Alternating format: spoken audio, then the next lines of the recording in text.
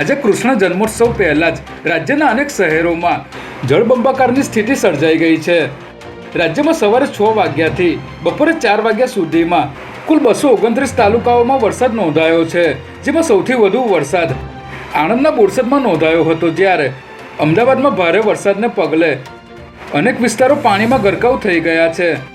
ઉપરવાસમાંથી પાણીની ભરપૂર આવક થતાં રાજ્યની જીવાદોરી સમાન નર્મદા ડેમની સપાટીમાં વધારો થયો છે, જેને કારણે આ સિઝનમાં પહેલીવાર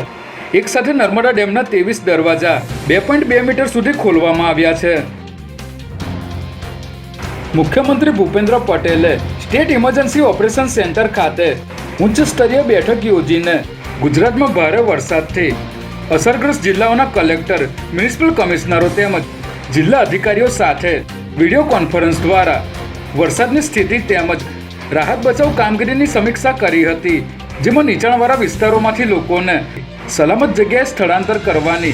થઈ રહેલી કામગીરી અંગે જાણકારી મેળવી હતી અને લોકોના જાનમાલની સલામતી સાથે પશુધનના રક્ષણને મહત્તમ પ્રાધાન્ય આપીને સતર્ક રહેવાની સૂચનાઓ આપી હતી. ઓડાએ ચાંદખેડા ખાતે આવાસીય યોજના હેઠળ 480 મકાનો બનાવ્યા હતા,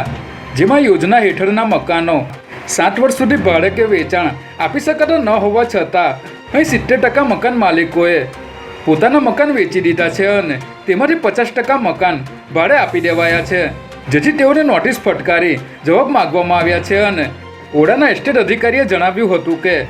આવનારા દિવસોમાં આ પ્રકારની ફરિયાદો આવશે તો કાયદેસરની કાર્યવાહી કરવામાં આવશે.